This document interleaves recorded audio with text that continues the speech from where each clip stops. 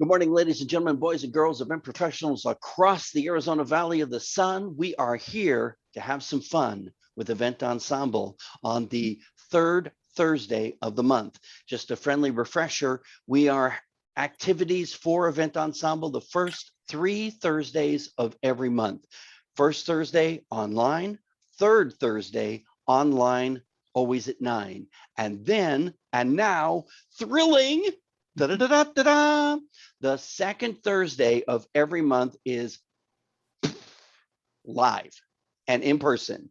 And we had our first live in-person meeting on the second Thursday in Tempe at the Barking Bodega. It was a huge success. Thank you, everybody who showed up, including some West Siders like Wendy. I was thrilled to see you all there. And a brand new member, Darlene, who is returning, joined us last Thursday. It was just, again, an incredible time. And the photographers from, I always want to say Mambo number 5, from, is it Salon number 5? Studio number 5. Studio number 5. Thank you very much. Thank you, Tina. We're both there. Again, it was a full house. So we are now officially every second Thursday of the month at that property. Some people asked if it was outside, and I want to be clear, they have outdoor spaces, but it is an indoor meeting, and they have room for us. And it is a hybrid meeting, and that means that if you want to Zoom in, thank you very much, you're welcome to Zoom in, and the Zoomers can see those in the roomers, and the roomers can see those on the Zoomers. So it's a win-win for everybody. We can hear, gets a little noisy, it's a little rowdy, but truly, I don't want to say it like normal. It's our new, it's not even the new normal. It is the new now. And so thank you very much for those who join us, whether it's on Zoom or in person, the second Thursday of each month. And last but not least, that is at 10 a.m. I know we normally meet at 9. That's a 10 a.m. And if anybody thought that I looked a little, hold on, frazzled, it's because that particular setup for a hybrid meeting is normally about an hour and a half to set it up, and I hustle it in 30 minutes. And if it wasn't for the good-natured people like Pearl and Jerice for helping me in person and online, I never would have been able to make it because there's too many moving components. So thank you for those who volunteered to help. I greatly appreciate it. And that is news you can use for Event Ensemble. We are going to move on. Change my hat. One of our, I don't want to say founding, because the founding was 3 people. 8 years ago, 3 people sat down and created Event Ensemble. But probably 2 weeks, 3 weeks into our group forming, Sue Jacobs from Sue Jacobs Cakes joined Event Ensemble. She has been a member that long. And when she first started, she was cottage industry. She was making cakes from her house and just getting started. She had moved from a different state. I believe it was Washington. I'm from a state of confusion or denial, but she was from some different state and joined us. And we were thrilled to welcome her, as that is our style for Event Ensemble, that we welcome everyone. And she has grown her business from that cottage industry, making cakes in her kitchen, to a full-on storefront. And she's a full-on professional in every sense of the word, baker. She posted in Event Ensemble a couple of weeks ago, and it was, to say the least, a little shocking. And I promised Brandy and everyone who decided to sit on our panel today that I would not beat up on the planners. That is not this meeting. That is not what this is about. It is truly about working together. It happens that the post was about planners, so that's why we have planners on the panel. But the truth is that it is about all of us working together as a team. We can all agree there are good lawyers and there are bad lawyers. There are good DJs and there are worst DJs. And there are even good photographers They come in different categories. And you can't say that they're a bad photographer because they don't do something. It's just, it's not part of their business model. For example, some photographers say that they're unlimited, but as soon as the cake is cut, they're out the door. That's not unlimited. That unlimited means you stay until the sparklers or until the very last person leaves. That's unlimited. But everybody has a different definition as to what their business model is. You know, I'm approached by a venue who says that they're going to provide a master of ceremonies, which is an employee who is going to read the names of the wedding party as they are introduced. What? That's my job. I'm a professional MC. I'm the DJ. I'm going to introduce the wedding party and the couple. And I've got music and stories and lights and all this stuff that's going on. That's because venues have been inundated by DJs. Or okay, which means they don't talk on the microphone. If they were asked to introduce the wedding couple, they would go, I don't have a list. Why would I introduce them? That's not my job. I'm the DJ. See, so that's the DJ's perspective, or the photographer's different perspective. So when a planner contacts you as a vendor, whether it's caterer, DJ, photographer, entertainment, whatever your service is that's part of this experience, and the planner contacts you, you know, they have a process, and the process usually is, this is it. And I do the same thing for everybody because I assume everybody's the same, but they're not all the same. As we all know, we're all different. And that's why we allow multiple planners, multiple DJs, multiple caterers in the group. If we only had one caterer in the group and somebody said, I need tacos, and that caterer was a pasta pizza maker, well, we'd be in trouble. We need the multiplicity, but we have to recognize that even within the difference, and we have processes in place, that we can't treat everybody the same. And I think what happened was Sue was approached by a planner who assumed a lot of things without having worked with her before. And as a result, had this whole list of stuff that you need to do. And then the planner also took it upon him or herself to say, so I know that you sold them a 14-tier cake, but now you're going to do sheet cake in the back and you're going to put a faux cake on that table. And so the price point of the 14-tier cake, and I'll just say $100, went down to $1. Obviously, it was more than $100, and obviously more than $1, but you get the price difference. And so that became a problem. These are some of the things that she experienced. And so she wanted to vent. We have an esteemed panel of professional planners who I'm pleased to introduce to you today. Sally Arnold, Nicole Arend, Brandy Blackford, all of 3 different planning companies. And while I have worked with each and every one of them, I can equally tell you that they're very different.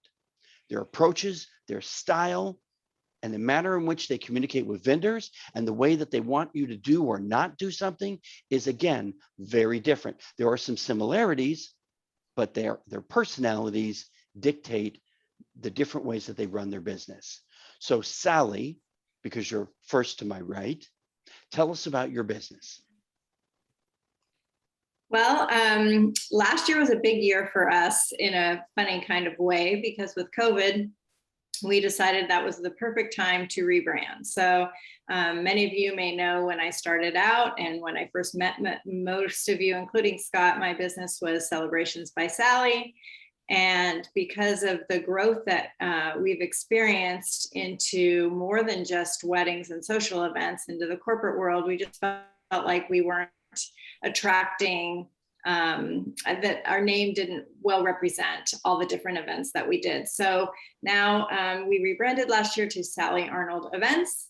And we've been here in the Valley for 7 years. And my background was always in marketing and events. So it wasn't a new venture to me. And so we provide event planning, design services for corporate, social, and for weddings. So that's who we are and that's what we do. Bravo. So happy to have you join us. I think that Pearl is going, ooh, a fellow planner who also was in marketing, because there's, you know, some synergy there between those two services. So bravo to you. Nicole, Arend, Yes. please tell us about your services. Hello. So I have been in the business for 12 years. I am a native Venetian. I have been doing events probably my whole life.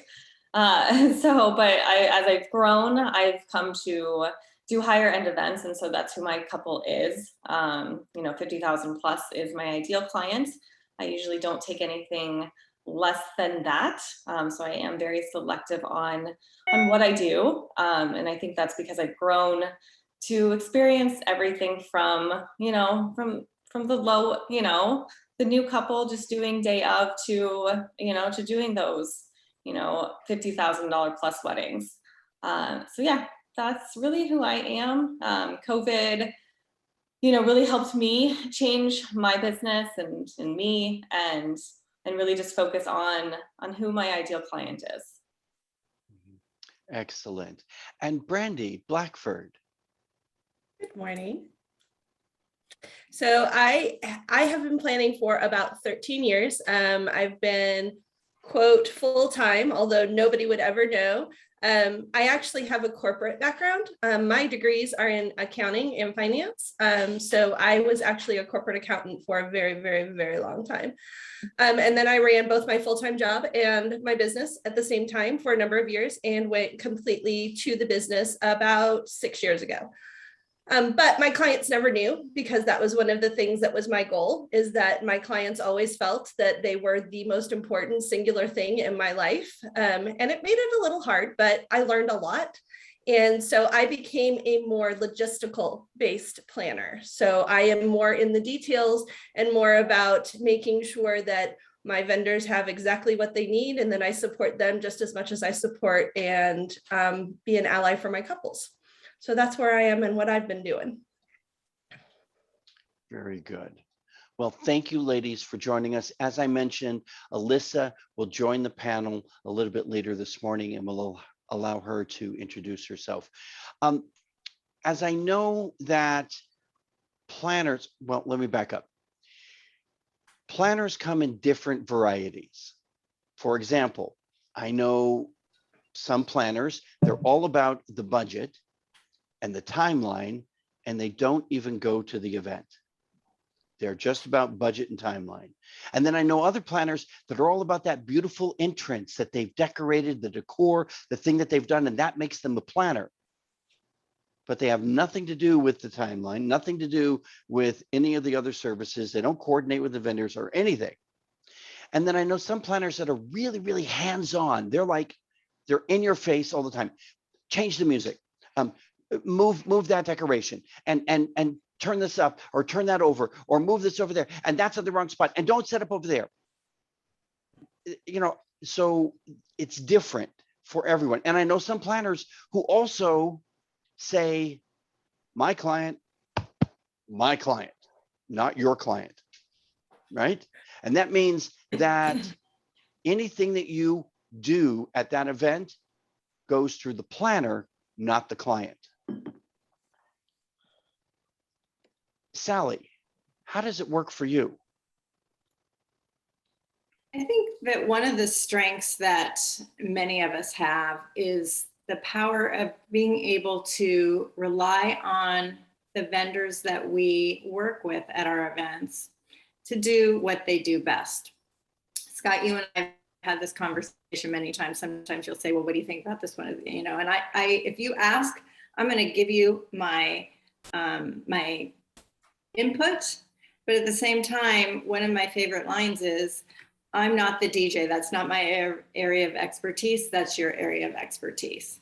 So And we do all of our, communication with vendors, pretty much all is done before day of. So we're not running our, things do happen, as we all know, live events are that way. But there shouldn't be any big changes or things going on during the day. So I rely, we have our timelines and we know that we try and stick to those. We like to start on time, but things happen. And so that's where we would go to someone like you and say, oh my gosh, I know it's time for the first dance, but the bride had to use the restroom. And so, there's that kind of communication on site. But otherwise, if you're my DJ, which you are going to be soon, you know what you're doing, and I leave it up to you. What's going on, and that's why many of us use vendors that we're familiar with and have worked with, because they're professional, they know what they're doing, and we're comfortable with that. So Nicole, Sally mentioned timeline. You do a timeline. Yeah. The DJ does a timeline. The person delivering the cake, they know what their delivery schedule is. So when those things don't mesh, or who gets to dictate that, if you will? So that's the great thing about having that planner. The planner has their main timeline, which is given to the vendors. So my timeline that's given to the vendors is very basic. So it has the majority of the information that the vendors need. So like what time the cake is arriving, what time the photographer is arriving, but it doesn't show necessarily what pictures are happening at what time, because you don't need to know that as a DJ. You don't care. And vice versa. It does have the songs on there that are the main focal points of the music, just so that the videographer can reference back later when they're adjusting their video or whatever those little details are. But as far as everyone, all my vendors get the same timeline so that we can all stay on that same page. We all know that these timelines can be adjusted day of, but that's where I come in. That's where we work as a team. And I make sure that all my vendors, as well as my couples, understand that we are a wedding team. We are not here to, you're better than me, I'm better than you because I'm a planner. And so I make sure of that my couples really understand that we are working together. Pearl and I had a nice little conversation on LinkedIn a couple of days ago, and I shared this and she liked it. So for that reason, I'm going to share it with everyone here. It's a note that I put in my timeline to my couples and to the vendors that I share it with. And I simply say, timing note. All times are tentative and subject to change on the day of the event to accommodate the couple, their vendors, and guests' needs. Ultimately, we will work closely with everyone to make sure that all planned and unplanned, that means surprises, events happen in a timely manner to ensure a successful celebration for all. And I think that is what I'm hearing from you, Nicole. Am I on the right page? Yeah, correct. I like that. Thank you. You're welcome to steal it. I'll copy and paste it into the chat. Brandy, I'm curious, because we've worked together before, and I love working with Brandy because very, very similar to what Sally has said previously, you're the DJ, you know what to do, get it done. But I'm curious, what happens when you have a conflict with a vendor? For example, and I'm just going to give you a myriad of options and you can pick whichever one you like. So for example, a vendor who arrives late, or a vendor who's not on time for when something needs to happen. For example, a photographer is not anywhere in sight when it's time to cut the cake. Or what do you do when they're, in some fashion, not with the plan? So I specialize in event management. So it used to be called the day of coordination, but it is not actually showing up the day of with no information beforehand and running the event. That doesn't exist. It's a myth, and that's why we've beaten it into the ground that it's event management or wedding management, because we're managing the event, not planning it and not designing it. And there is a difference between a planner and a coordinator and a manager. So Sally is a planner. Nicole is a planner. I can be a planner, but I specialize in management.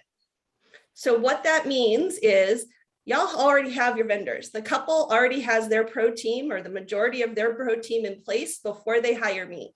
So I don't know who I'm going to work with. I don't get to handpick my vendors. I don't go to my tried and trues.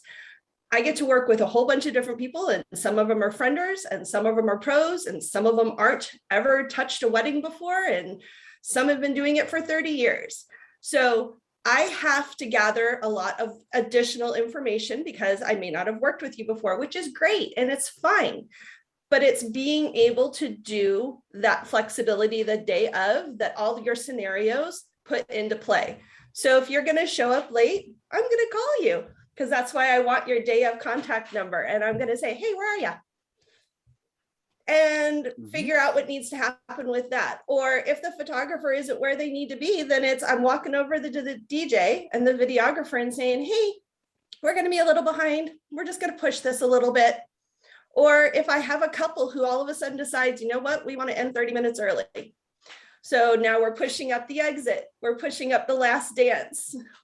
We're scrambling to find parents to make sure that they get to see all of these things, and the photographer and the videographer and the DJ and the caterer. It's great. And it all happens behind the scenes, but you have to be able to accept that guidance as a vendor, and you have to be able and willing to communicate your needs.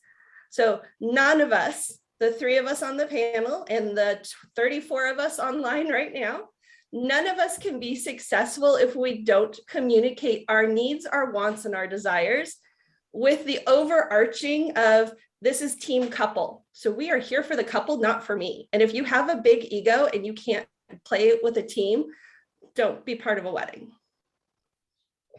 Okay, I'm going to take a quick pause here for a second to invite everybody to come on screen, because we've got ourselves a nice big happy couple group here. And if you want to be famous and fabulous on Facebook and tagged by me, fix your hair, fix your glasses, fix whatever you got, because oh wait, somebody's texting me and that's going on the screen. Go away. Okay. Oh, and now somebody's coming in, Pearl. Who's coming in? Is that somebody coming in, Pearl? Do we want them? Let's see. Of course we want them. Oh, and it's Alyssa. Perfect timing because we're taking the picture. Okay. We'll give it just a quick second. Please stop chatting so I can take the picture. I'm gonna let's see. Come on, you could do it. Where? Oh, we must be at the top of our thing. Let me get rid of me so that I can remove spotlight on me and add spotlight on Alyssa. She must not be in yet, which is why I can't spotlight her. Okay, we'll give it a quick second for her to connect audio. Your hair looks fine. Oh, look at you, Chuck, looking good. And we do have some new members that are first time to our meeting this morning. I hope we get a chance to let them introduce themselves a little bit later, but welcome Jose Valenzuela, who is a wedding officiant and he speaks Spanish, and we're thrilled to have him join us this morning. And Kyla from Bash Booth, which is a brand new photo booth service. Welcome to the crew. And Stephen, our photographer, we're gonna miss you on Sunday at the Arizona Online Wedding Show, but we're pleased that you've got something. And Alyssa can't get in, so she's gonna do, oh wait, here she comes. I spoke too soon. Good morning. She's fixing her hair. Perfect. Add to spotlight, and there you go. Now you're famous. We're gonna take a big, huge picture. So on through. Okay, thank you, Kyla. Everybody stop chatting for just a second in the chat. Okay, on 3, here comes the picture. 1, 2, smile, 3. All right, thank you. You're famous, you're fabulous. I don't think Alyssa was ready for the picture. Um, She was still connecting. I'll Photoshop her in. Okay. I'll get her to smile in a moment and we'll take care of that. And Sean popping back in. All right, let's get back to the party because we're talking about timelines, but now we're going to transition from timelines to what does the planner really need to have or know. So Robert with Ocotillo Music is going to be providing the ceremony music, and the planner has requested his contract. Mhm. I can see where the planner would want to know what time the service is provided, what services are going to be provided, but do they really need to see his contract, what he's charging? And I'm seeing Brandy say It's not about the yes. money. So tell me It's about not that. about the money. Well, It's but not about the money. I don't care how much you charge. Your contract should have the details in it that I would normally have to come to you and ask 65 billion questions. So it has, do you require power? Do you require a chair? Do you require shade? What time are you getting there? What time are you leaving? Exactly what are you providing? And for Robert, that might be a little bit different than a florist or a baker or a photographer or a DJ. I mean, all of us should have a set of questions and information we need to ensure that the master plan takes everybody into account. And the easiest place to get the majority of that information is your contract. So if you don't want to tell me how much you're charging, fine, don't tell me. But then I'm going to have to come to you when I have a client that says that they really want you, and I have no idea how much you're charging. So I'm going to have to come back to you anyway. And I can't even say, like, for example, for Ocotillo, I can't say, well, they start their ceremony and cocktail hour music at $500. That's their starting price point. I know that because I've seen their contracts. okay, so from your perspective, Brandy, it is about the service that's being required, offered, rendered, so that you can make some determinations about the event itself. And now that you do know their price point, you can actually refer them. Is this what I'm hearing? It's a two-part thing. Yeah, it's Okay. two parts, but it's also things like photographers who write into their contract that they need an egg-free, like an egg-free meal. Well, I they only put that want in their blue contract. M&Ms. Exactly. The band writers, like seeing the band writers and knowing what the band needs, that's in their contract. I just, seeing their contract enables me to know loads of things. For example, a couple of years ago, I had a videographer contract come across my desk that said that they wouldn't work with a planner. Wow, that's That painful. they would walk away if there was a planner. And I had to go to the couple and I had to be like, hey, y'all signed my contract. You signed their contract. You're now in breach. Mhm. Okay. So let me just to move the conversation. Of the 4 planners that we have, welcome for joining us, Alyssa. You haven't missed much. We're thrilled to have you. Of the 4 planners on the panel who are all spotlighted, raise your hand if you request contracts. Okay, so that's all 4 of you. And I knew Sally did because she asked me for my contract for a wedding that we're going to be doing together. And I was happy to provide her with the contract. But let's juxtapose this. Everybody I think else. Alyssa is trying to jump in really Okay, quick. hold that thought for just a second, Alyssa. Thank you. Everybody else that's on the panel, pardon me, not the panel, but everybody else in the room, raise your hand if you are not comfortable sharing your contract with the planner. Well, look at that. Doesn't seem like it's a problem at all. Good morning, Alyssa. Thanks for joining us. Hi, Why don't thank you tell us Happy a little bit about your birthday. service and then we'll get back into the conversation. Okay, yeah, happy birthday. Oh, thank you, honey. Thank you. It's your 40th. You look good. Oh, bless your heart. Stop. Okay, hi everyone. Sorry I was late. I was on another call. I'm trying to pick up where you left off. But I did want to say, 2 things. One is I like to think, and feel free other planners to jump in, that like, I'm not just an advocate for my clients, but I'm an advocate for my vendors.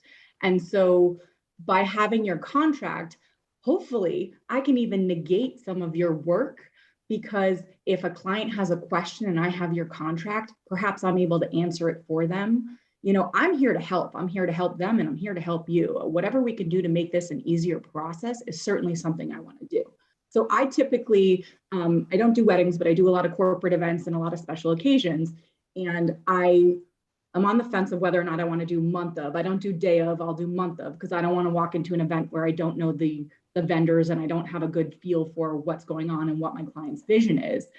So I did a mitzvah a few months ago, and it was a really interesting situation. These clients had negotiated directly with the director of events at a venue, and they had figured all of their food out, everything without me being present. And then it came time for them. I guess they had made some changes and didn't pick out their food till way late in the game. And when they came back with some different pricing, my clients were livid and they felt like it was a bait and switch. And they were going on and on about how this person more or less screwed them. And I was like, I find that hard to believe. You know, where's your contract? Let me see your contract. And they sent me their contract. And I said, does it say anywhere that prices is subject to change? Does it say anywhere this and that? And they're like, it doesn't say that. It doesn't say that. Sure enough, I got the contract, I highlighted where it actually said that, and I sent that back for them. And so, you know, not that my client wasn't unhappy with it, but they also, you know, they didn't totally read what they signed. And I feel like I was able to, and luckily the director of events was lovely and we were all able to kind of work together to, you know, resolve the issue. But in that instance, it was helpful for me to have the contract, and maybe it wouldn't have escalated as far as it did had I been involved in the process earlier on. Again, you know, I know that there was a lot of text going back and forth in one of the posts about how planners are too involved and whatnot. I'm pleased to say I really have never had an issue with my vendors and people being upset. I feel like I'd like to think I'm more of a help than a nuisance. And certainly that is our intent. And I assure you, any planner that is in this organization is here to help and make it an effortless experience. We're not here to make it more complicated. And I care just as much about my vendors as I do my clients. And I think we all do when I say that. And so, yeah, and knowing your pricing helps us. You know, I don't want to waste your time either. So if I have an idea of what you charge and I have a client who can't afford to hire you, I'm not going to waste your time and send them your way. But if I know your price point and I have a general idea of what you're charging, I can then refer the correct, you know, client to you. So. Thanks for that. I love that expression that you're an advocate for the vendors. I think that all of us are here advocates for one another. Sometimes things get lost in translation. And I really think that if Sue had heard Brandy explain why she requests the contract, that it would not have been a shocker, that it would have been totally understandable, and that it's really, truly a win-win for all concerned. It means more referrals. It means a better relationship, a better understanding, a better experience for the client. Again, from my experience, a win-win all the way around. I have some DJ friends that are actually famous, that they do the DJ speaking circuit across the country like I do. And they are just, they're bashers for planners. And I can't understand why. From my biased perspective, I am way better a DJ when there's a planner in the room, because I don't have to worry about that fork and knife and napkin and plate at the cake table, because I know the planner has managed that piece of the puzzle. And I don't have to go chasing to find out where the couple is and the photographer is, because when the planner says to me, we're ready for the cake, I know that he or she has already got all those things in place so that when I make the announcement, it's ready to go.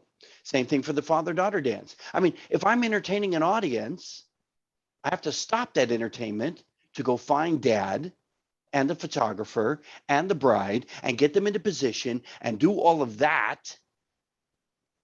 And now the audience is not being entertained.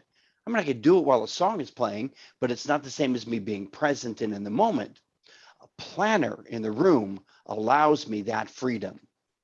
So I'm a huge advocate for planners, and that's my bias, and I'm moving on. I'm curious about this contract thing in one more respect. You'll notice how much information Brandy mentioned was in the contract. Should be in the contract. Look at me, I'm taking my glasses off and I'm going to get on my high horse here, folks. If your entertainment agreement, if your photography contract, whatever you call it, if it is not inclusive of what you do, what you need, and what is going to be provided, you could find yourself in a whole big, huge world of hurt. I know I've said this story 1,000 times. One of you has probably not heard it and needs to hear it. I provided an entertainment agreement for a corporate event. Sally, pay attention, we're talking after this meeting. For a corporate event, 2 acres, 500 people, and they want me to sound the stage where they're going to have acts or going to come across the stage, right? So I've got the microphone set up and the speakers and the stage and the area where the stage is all sounded and ready to go. And when I finish setting up, my contact comes over and asks me, where is the rest of my equipment? And I look and say, what do you mean? She said, well, we have baseball 2 acres over. We have football on that field. And she had assumed for my price point that I was going to sound all 10 acres. It's like, no, that wasn't in the contract. Well, but the contract wasn't clear, was it? It's really important that you are very clear as to, listen, I'm providing a dress. If you want, what's that called when they hem it and they fix it and they A bustle, Thank you. alterations. Alterations. If you want alterations, that's extra. I didn't sell you alterations. I sold you the dress. I don't know if alterations come with it, Lori. See, no, right. There you go. God, no. See, there you go. Either steaming or a half a dozen other things. All right, exactly. And the same thing with the cake. Well, you asked for the cake. You didn't ask for the stand. You asked for the cake. You didn't ask for the delivery. Again, Or I the don't know. cutting. Or the cutting. Who said that? Bless your heart, Pearl. All But right. that's one of the bonuses to having a planner who is, we look at a lot of contracts from a lot of different people. And it also gives us the ability to come to the couple and say, hey, I noticed that you didn't have a cake stand on your rental order or from the bakery, and it's not on your list of decor that you're providing. I bet you your baker can get you one and they'll just be able to add it on for a small fee. Or delivery. I noticed that this isn't being delivered, and I know you said you wanted to pick this up, but based on your hair and makeup timeline, that's just not going to work. Why don't you just see if they can squeeze you into their delivery schedule for an extra fee? Like, it allows us to upsell you when we see things that are missing. Like, I'm never going to say, oh, just send your sister to go pick it up instead of you. No. I'm going to go have the professional do it because they have the vehicle, they have the equipment, they have the knowledge. Go to the professional and have them do whatever the missing piece is.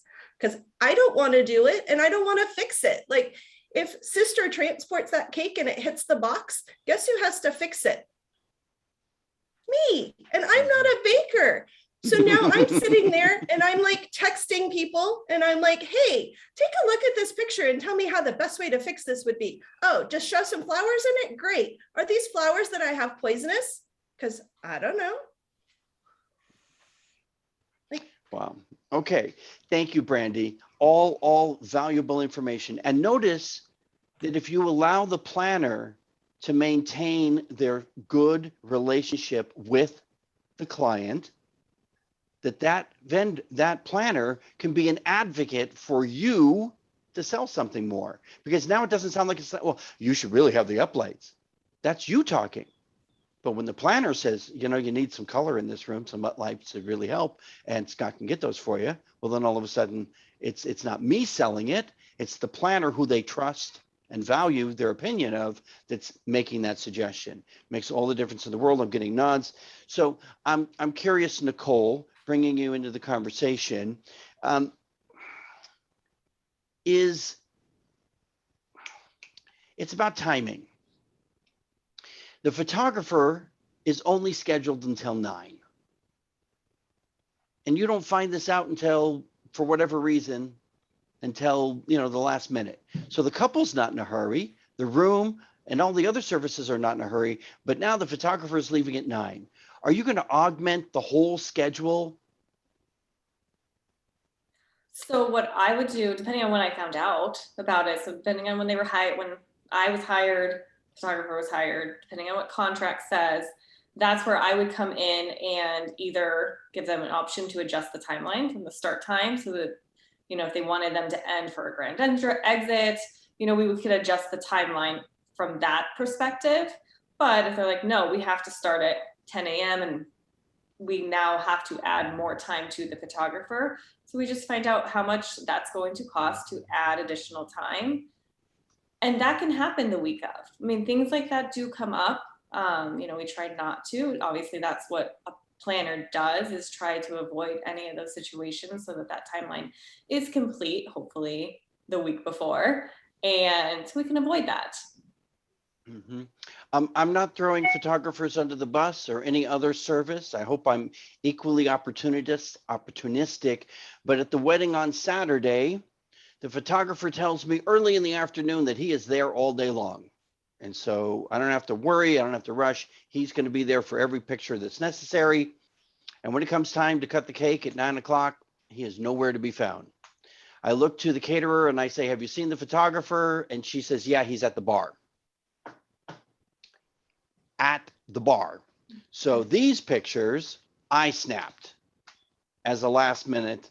I got a camera of the cake. He got 0 pictures of them cutting the cake. Had they not had me there to grab my thing and snap a few shots, they wouldn't have any pictures of the cake cutting. I assume there was no planner at this. Well, of course there was no planner. Is that something, Scott, without being a planner there, is that not something that you announce you announce there's cake cutting? I'm just backing up for the couple because that's, being that advocate for them. You announce cake cutting so that all of their guests know. Clearly this, was unprofessional. But I've seen DJs go up to a vendor. They've come to me. They leave their booth. They come to me and go, why is this happening? And it's because we're, dealing with an emergency. So I'm surprised that if he's still present, because I've had people leave, I understand that. How is he not there? How is he not? Was there not a timeline? There was a timeline, but this particular bar was not with the outdoor venue. The bar was inside, and it was probably like 2 buildings away. Wow. Long story, weird setup. I had nothing to do with it. I did what I could, but suffice to say, I might have been able to go to the bar and get him, but because of the distance, I wasn't going to take the 5 minutes to make them waiting at the cake, so I just shot it. But he should have been. Go ahead. It also goes back to communication. Okay, if there is no planner, okay, that's fine. My first thing that I'm going to tell y'all, that if you have a couple that doesn't have a planner or a manager or a coordinator, become friends with one of us. We would love to help your couples out, just to stop things like this from happening, and become partners and become friends with us. We advocate for you guys all day long, but when it comes to having a planner, we get the whole, oh, I'm the DJ, I put your timeline together. Oh, I'm your photographer, I put your timeline together. I can totally help you coordinate your day. Okay. But the DJ isn't there at 10 o'clock in the morning with hair and makeup. The DJ isn't out on the dance floor fixing a busted bustle. Y'all, we good, love but I'm you. not that good. Please do what y'all do best. But so first of all, advocate for a planner. If your couple doesn't have one, advocate for one. We aren't that expensive, and we can help them in ways that aren't saving them money. We can save them time and headaches, which is just as valuable as dollars in their pocket. Off that soapbox, back onto this one with this particular thing. If the photographer had told you, hey, I need to go to the bar to get a bottle of water, I'll be back, you could have communicated that to the couple, and then you could have waited the 5 minutes. Or you could have told the photographer, hey, can you wait 2 minutes until the cake cutting is done? Only I knew that the photographer was actually at the bar for the bar. Well, he was drinking. That comes back to hiring unprofessional vendors that you allow to drink. And I have a clause in my contract that says that vendors can't drink. Correct. Except for bands. I have a clause in my contract that says that if a why vendor's except for drinking, bands? what do you want me to do? Wait a minute. Where's Bill Babbitt? Why except for bands? Bands usually have it written into their riders that they can have drinks at the bar. I don't know what it is. Wow. It's a rider thing. I don't know, but I don't let my vendors drink. I don't let my vendors drink either. And if even I see band, you drinking, Alyssa, and it goes against the conversation I've had with the couple beforehand, because I talk to the couples beforehand. It's part of my final walkthrough is, do you want your vendors to drink? Yes or no? If no, what do you want me to do about it? Oh, see, I don't even ask. I just, to me, you're working. This is your work Well, hour, just like you But go I've to, had you go to vendors work. that are friends. But I've Yeah, had vendors that are friends of the couple, and they're Yeah. like, well, they stopped taking pictures at 9 o'clock, but we're going until 11. After 9 o'clock, I don't care if they drink. Great. Yeah. If after 9 o'clock, you don't care if they drink. I don't Yeah. care if they drink after 9 o'clock Again, either, because they're off the yeah. clock. I don't do weddings, so I'm not running into that scenario. But for me, I mean, as far as I'm concerned, it's going to work, and if you know what, I'm happy to buy you around when we're done, and we can go grab a drink somewhere. But it is not necessary or appropriate. You can make it the 4 or 5 hours the event is without drinking, and because I want you to be on your game. I don't want you relaxed. I want you hyper focused, paying attention, on your top game. Like I fully agree with you. Yeah. There are DJs in our market that will drink, and they tell their couples they will drink and to include them in their alcohol count, because that's how they get into entertaining that kind of crowd. Wow. I mean, I've had a couple hire a DJ who they met at a bar, and that's why they hired him, was because they met him at this bar, they liked his style, and so they would then say, we're going to offer him a drink because this is how we know him. And I have to be okay with it, but I do monitor it. I make sure the bartender is aware that he is still the DJ. So please watch how much he is drinking. And then, yeah, same thing, Brandy. At the end of the night when he is done, I mean, obviously I don't want to be the DJ because he is the last one, but photographer, if he's done and I know he's secured his equipment, then yes, join the family, especially if they are friends, because that has happened often. And I prefer to work with vendors who are not going to drink during an event. I mean, I'm all for a good time. Like, don't get me wrong. I just, yeah. We hear you, Alyssa, and I understand where Nicole is coming from as well. Just for the panel, Alyssa, give us a big smile, everybody. It's a panel thing only. 1, 2, 3. Thank you very much. Second little photo up here. So Brett brought up in the comments that he's always offered drinks or wine and food. So the whole drinks thing, as long as it's non-alcoholic or water, I will offer it to you all day, all night. I will come up and ask you, do you need water? Do you need something to drink? For food, you're working with me, you're getting fed, period. Like, end of discussion. If you work with me and you are there during dinner, you're getting fed. If you choose not to eat it, that's on you, but you're getting food. And I'm going to find out if you have an allergy or if you have a preference, because I'm a good human, because I know I work better when I have food. You will work better when you have food, and nobody gets hangry. So food is a common thing. Yeah, I try to bring snacks too. So I get them vendor meals, and then I typically try to bring different snacks for folks, so that, if you are hungry, you have to, hang out for a minute. I usually try to bring a box of goodies for folks. Stephen, jump in here, please. Yeah, I just had a common question about this whole, first off, the drinking thing is, I don't understand where this comes from, because I'm at work, so I don't drink. And I don't drink afterwards either. It's just one of those things where, and I get offered drinks all the time. It's very common. You're at a big party, it's a wedding, everybody's drinking. I've got work to do, and I need to be hyper focused, like you were saying, and I just don't have the opportunity or the desire to do it, to be honest with you. As far as that photographer, I had a question about that, because do you know if that photographer was done for the evening and at the bar? No. Okay. Yeah, that's a real problem. Yeah, for me. And it's one thing, like, if you're finished, I don't care what you do, you do you. But it seems weird to me that an employee or somebody at your work, would leave to go have a drink, and especially miss an important event like cake cutting or something like that. Just putting aside the whole, what are you doing at the bar, drinking while you're working, thing. But it just seems, I was just wondering if they were finished or not. What's so painful? What their insurance, I'm curious what their liability insurance would say if they, whatever happened, the DJ broke some of their equipment, the photographer lost some pictures, whatever. We all have something that could have happened. what would their insurance say when they filed the claim? And they found out, if their insurance found out they were drinking, like, to me, that would constitute negligence and they wouldn't cover it, but I don't know. I wish one of our insurance people were here today to answer that question because it's Scott, really on point. Yes. Can I Go say ahead. something? Yes, Sue. Us vendors, we should never be drinking at the event. Everybody has a cell phone with a camera.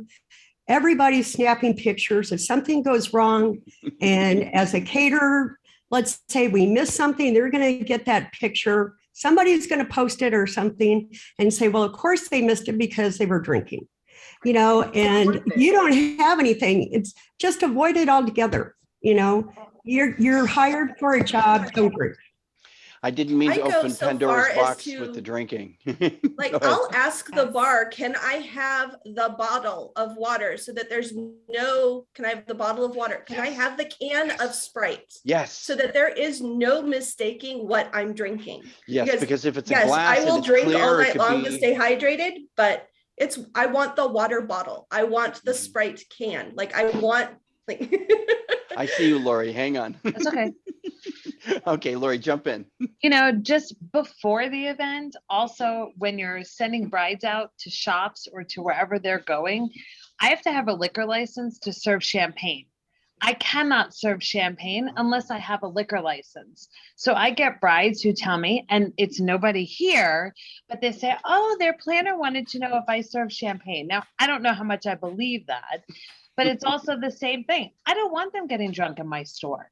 I'm responsible for them to make cohesive decisions about the $2,000 they may choose to spend. I want them sober, alert, and not leaving my store drunk. So it's kind of the same wherever we are. We all just need to be a little more aware of that. And you want to protect your product as well, I would assume.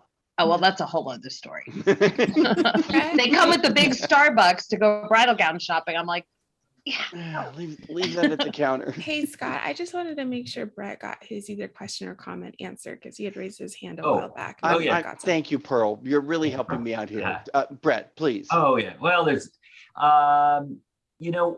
when I'm at a party, people always offer me a drink. I was at a big event a few nights ago at the West in Kierland for private group and all these insurance people and have a drink. But the way that I see it, and I'm a performer, is if you went to Disneyland, you don't see Donald Duck, with you having drinks or eating food. They have their own place to eat. They go to the bathroom somewhere else. It's true. And I'm a character playing a part. So when I start drinking or, water's fine. But if I'm eating your food and everything, then I'm no longer a character and I'm taking away my power. And I think for anybody else who's working the party, you're taking away your power when you do that. So it's just, for me, it's a power thing. And I don't want to take that away. And I always think about Disneyland. So anyway, and I always try and find bathrooms that are away from everyone else, to be honest with you, before the party or after. I don't want people to see me in there. So that's just me. Yeah. You know what? I have to say how times have changed. If you look at anybody in the Brat Pack, they were always on stage with a drink and a smoke. That was their image. I love that things have changed, and I really appreciate your position, Brett. Thank you. And thank you again, Pearl, for keeping eyes out for me because I'm totally busy here. Sally, closing thoughts. Oh, I'll just reiterate something that we've heard over and over again in different ways, and that is we really strongly believe that we are better as a team. And without your expertise as vendors at our events, we know that we can't do it all ourselves. And we so appreciate our vendors. And our job is to make it easier for all of us to make the day go smoothly so that the client, the couple, can really be immersed in their event and not worrying about all the stuff that goes on behind the scenes. I tell my couples and moms of the bride all the time, live events are just that. Things are going to happen. You may notice those things. but don't worry about those things. Our job is to take care of those, whatever those things are. We may keep you updated, we may not need to, but just go with the flow, because that's what we're here to do, to make it easier for everybody. Thank you. Nicole. I mean, basically the same. I mean, it's the same as if I'm getting a contract from the couple. Sometimes my couples, currently one, have not sent me contracts. Brandy knows about this one. And so I have to go out of my way and ask the vendors for these contracts, only because, let's an example, I have a makeup artist coming and they don't allow photography until the final 30 minutes. Without that contract, I won't know that, especially my couples aren't reading that, and they're not providing, if they're not providing that contract to me, how am I supposed to relay that information to the photographer? So contracts are a big deal. And then, you know, just working as a team. Thank you. Brandy. So I know one of the goals of this meeting was to try to help facilitate the bridge between what does a planner actually need or coordinator actually need, and why can't we get it from the couples, and why are we pushing back at the vendors? And y'all, we all know our couples do not read our multi-page contracts. Our couples, if you're in like couples, even corporate clients, like parents, like they don't read those contracts, they don't read those clauses, and 9 times out of 10, they have never ever planned whatever it is they're planning. So they don't know the questions to ask. They don't know why it's important. They don't care. That's why they've hired us. So if we're coming to you, it's not that we're trying to make your lives harder. It's not that we're trying to sever your relationship with the couple, because I don't want to do that. Like, your relationship with the couple is just as important as my relationship with the couple. But I want to be team vendor and team client. Like, I want to be both. I want to be team event, and I can't do that if I don't have all the information. And sometimes it seems silly when I'm asking the question, what time do you think you're going to get there?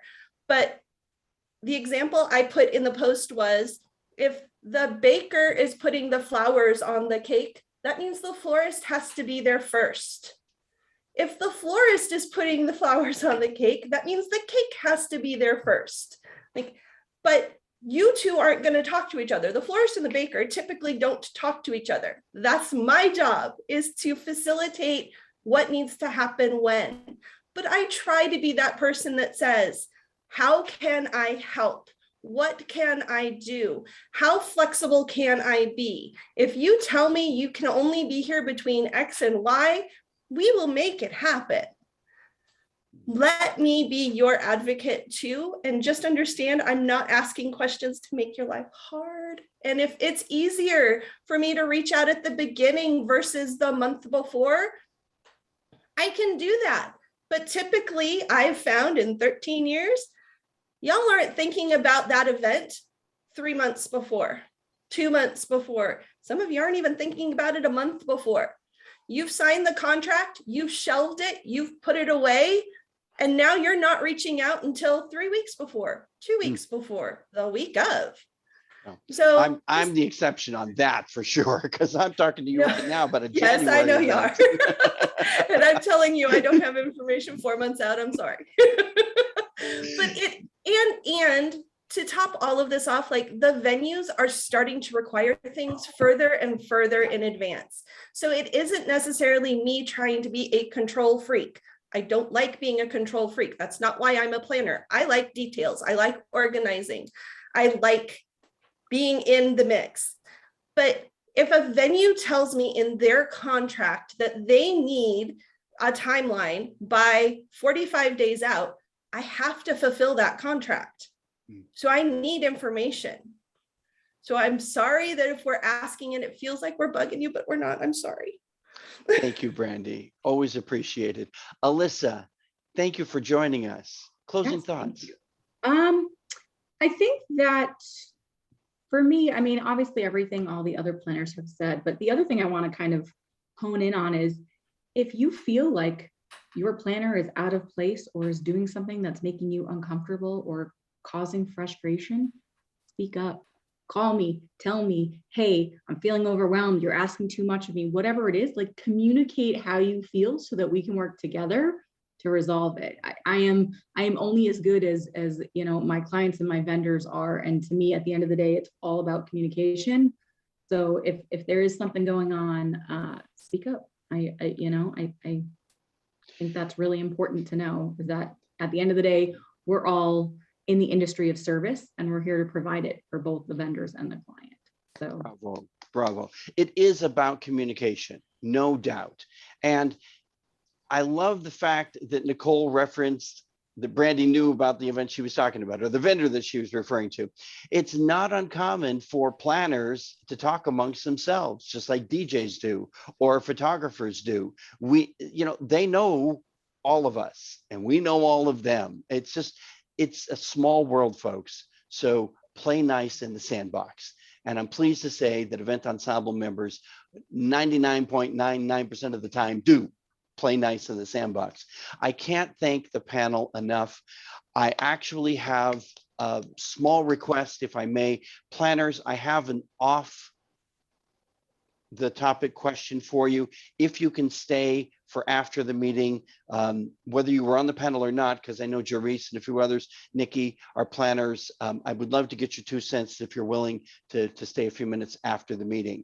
And I also got a request. Go ahead. I was just going to say, Sean had a question in the chat really Yes, quickly. So, thank okay. you. I have a couple of questions from people in the chat as well. Sean, you're on. I don't know if he's frozen, but his question he was, might be do frozen. any of the planners use entertainment agents to book several types of entertainment? How interesting. Planners, don't answer that question, because that's part and parcel of what I want to talk to you about off camera. So hold that thought, and I'm going to make it available to everybody. So just hold that thought. But thank you, Pearl. If there's anything else, raise your hand or raise your voice. I got a couple of questions about COVID.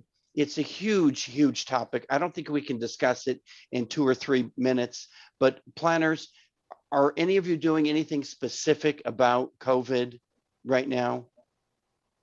Sally, go ahead, jump in.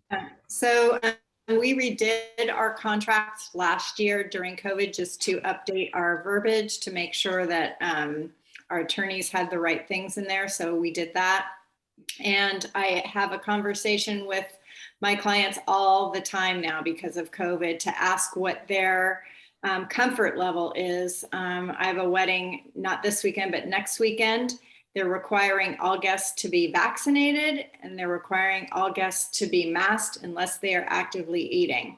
All the vendors have to be as well, or they can't participate. So bride works in a hospital environment. She works with COVID patients. She's mostly worried that her exposure is going to be a danger to everyone else. So we are hearing that all the time. And we have the opposite as well, where some people don't care about it. They're like, oh, it's no big deal. But I tell you that the caterers we work with are all doing different things with how they present food. It's a big topic, and it's a lot more effort on all of our parts, I think. Mm-hmm. Sally, I posted in our last meeting that was online that I have a link to a company that will do on the spot COVID tests and give you results in minutes. And I know, Alyssa, you were looking for that for a party a couple of months ago, and I did not have this person's contact. But not only do I have this person's contact, you can get it for free. I will say it's that a couple led thing. I mean, it really truly is a couple led followed by the venue. Like, I have venues that are requiring masks. Okay, whatever. I mean, it's just, again, just like Alyssa said, it's part of the communication process. I mean, if we know what you guys need, if we know what you guys are requiring, we can help make that happen. If we don't know, we don't know. But understand that we're not asking to pry into your health. We're not asking to get information about either are you pro-vax or anti, like, we're not trying to get that information. We are literally just trying to fulfill someone else's request. Mm-hmm. The venue, the couple, something. Excellent. Alyssa or Nicole, do you have any COVID comments? Go ahead. It's been interesting. I guess, first of all, most of my events lately have just been outdoors because it's getting to be that time of the year. So I think that helps a lot. I have had clients that have just asked that, if you're a vendor, that you wear masks. I personally I have no interest in becoming the mask police. I think it is my job to create a safe environment to the best of my ability, and certainly to honor what my clients' wishes are. I personally, I don't know. I don't want to sit there and check your vaccination card. I don't feel that is my responsibility. So far, I've been fortunate. I haven't had, I think for me, the people that are really, really concerned about COVID, they're not having events. Right? They're just not having events. So there are mitzvahs they're not doing it, or they're waiting, or they do a really small, intimate, dinner party or something that doesn't require, the help of a planner. And, I think that, again, it comes back to respect, and that everyone is different and everyone has different choices. And that if you are in this industry and your client is asking that you wear a mask or that you show proof, then I think that that's part of being in the business, right? We're entertainment, we're vendors, we're here as a service. And so, yes, I mean, I don't know when you come to the extreme of like showing vaccination cards and really requiring proof. I feel like if you're inviting people to your party that are your friends and your family, and you're asking them to get tested, that you should trust and hope that the people you love and care about are going ahead and doing that, versus having to actually send in and keep track of everyone that's vaccinated. That's my personal opinion.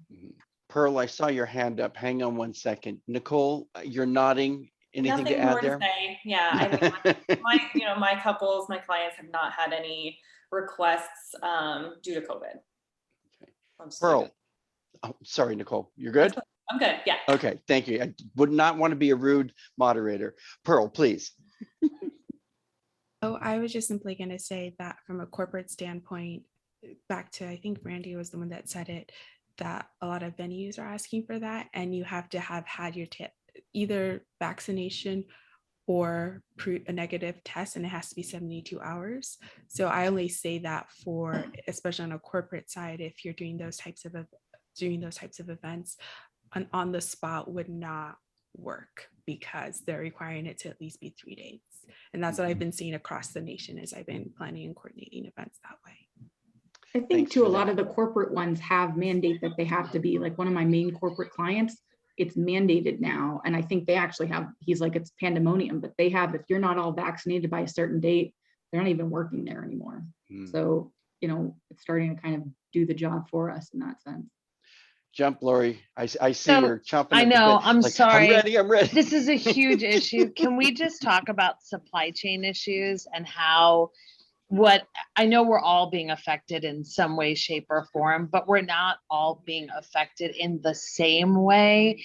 And what applies for Priscilla may not apply for me, may not apply for Deborah, as far as when our supplies and what our timeline is running.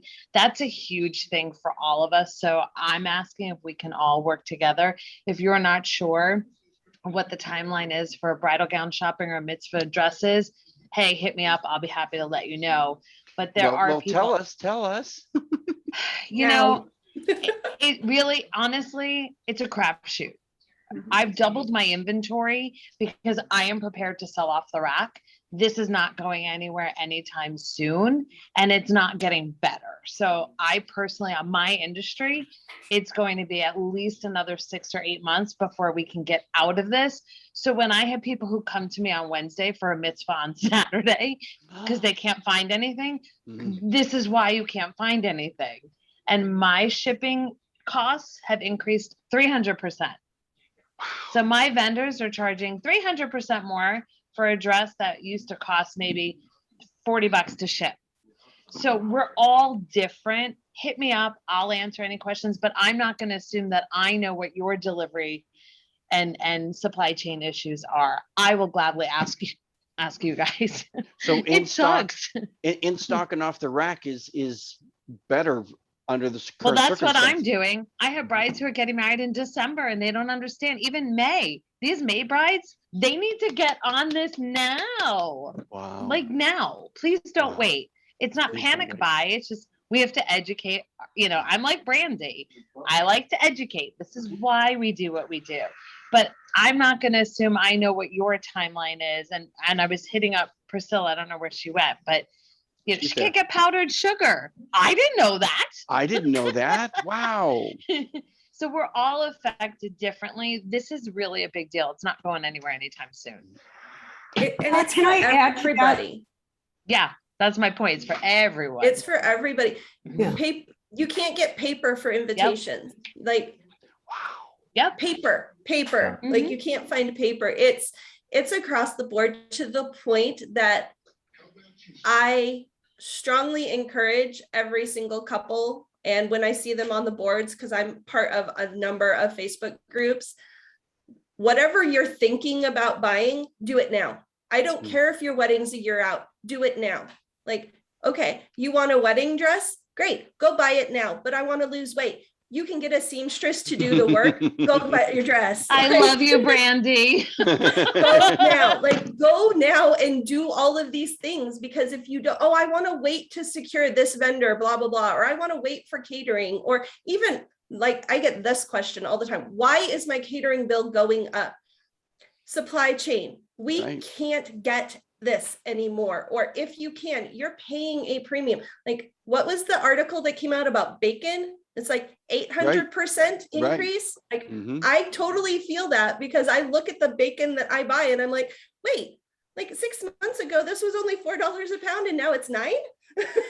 And as a DJ, I have to be thankful that the equipment that I'm using is still relatively new. But if I was in the market for new controller, new computer, new lighting effects, all those things use chips, and you can't get chips. Nope. Like everything Hold the thought for just 1 second, because we were talking about supply chain, and Felicia just dropped back in, and I bet it affects what's going on with suits and ties and shirts. Felicia, you want to jump in on that? And then Barb, was that who asked to jump in? You'll be next. Okay. Yeah, so with suits and tuxedos and everything in the menswear industry as well, we're having issues with everything's made and it's just sitting in shipping containers out in the port of Los Angeles, and they can't get them unloaded. Wow. And they're just held up in customs. So most of our suppliers are 3 to 4 months behind on their deliverables because they literally just can't get the stuff from Felicia, China. Your suits are with my dresses. Oh, I know, They're right? having a party. Crazy. So like when we have our rental stuff, any of the stuff that we when we have the way we've been mitigating the issue for the most part is if they're buying something, if it's not arriving in time, we'll provide them with a rental and then provide them with their purchase suit once all of our inventory actually gets delivered. But think about the wear and tear that she's now having to experience with that. Like, her rentals are getting worn extra times. They're having to be subtly altered extra times. And now, so they're getting 2-for-1s, and our couples just aren't getting that. Like, hey, if we have to charge a little bit more, it's because it's not me. Like, I'm not wanting to make more money. It's that it's costing me more to do all of these things for you. Exactly. Felicia, just a reminder that I want to talk to you about Yes. your thing. What's Yes. it called again? Something Bridal Babe, right? Bridal Babe Media. Yeah. And I need to order 2 suits for November, so I'm probably too late for that too, but we've got to talk. We've got stuff. We do have a lot of stuff in stock that we can rent one, have Scott. on hand. And who said that? Who said that? I don't Alyssa know. said that. Alyssa, we're going to throw you under the bus. We're totally going to throw you under the bus. So all of us were like, don't say that. Don't say that. Thank you. Okay. So Felicia, you and I will chat. And sure. Barb, I'm going to let you close. This has got to be the last question for the day. You're on mute, honey. I think you look it great. was Sue that had the question. Who? Sue. Yeah. Okay. Scott, I just wanted to add about the supply chain. It's really affected catering too. Instead of 1 or 2 sources, we're having to go to 6 or 7. We were told at the beginning of September that our turkey order had to be in the US Foods by September 15th. Right. So, and it drives the costs up. Our gloves have gone up 4,000%. And, so it's just not, it affects everybody. It affects the bottom line. And I would encourage, to have any of the event planners that are on here or any Event Ensemble come on by and be happy to talk to you about catering, how we do things, what things are costing now, and what we could do to assist you planners. Wow. Thank you, Sue. Okay, Barb, take it away. Quickly, several vendors have been talking to me about, should we create new price sheets that have flexible pricing on it? Well, the event may cost you $800 to $1,000. I don't know if that flies with anyone versus fixed pricing, because all of our pricing is going up. The second thing that keeps coming up with other vendors, we not only do the green screen open air photo booth or the backdrop for weddings, we do things like custom hats and shirts on site. Yupong 6006, the trucker hats, national shortage. So just at an event, have another one coming. Do I give the rest of my inventory, sell it cheaply to other vendors, or do I hold on to it because someone is now calling me for an event in April? Hold on to it. Supply and demand again. Those kind of questions Wow. are coming up. I've always helped my fellow vendors, but do I take a job that's for April for hats? I don't know. That just literally came up for me, and I'm so stunned. I don't know what to book. Wow. Or what not to book because all of supply I can chain. say It's is not just me. Yeah. There is inflation. It is happening. And if you have not given yourself a raise this year yet, you're already too late. I personally changed my price structure about 4 months ago. It was the best thing I ever did for my clients, for my business, and for the caliber of audience that I now am in front of, because those who can't afford me, and it's not that it's that expensive, but just through those who can't afford me, they're not my ideal client. And for those who can afford me, they're exactly who wants me, wants my service. And that puts me in a much better position to be in front of an audience that will appreciate me and who will refer me, which is a win-win for my business. And I see lots of nods in the room here. Thank you all so very much. What a treat. We've opened up a lot of Pandora's boxes, a lot of conversation, and I continue to love and appreciate Event Ensemble members who recognize the value of working together. Thank you all so very much. Happy birthday, Scott. Happy birthday, Scott. Happy birthday. Birthday. Happy birthday.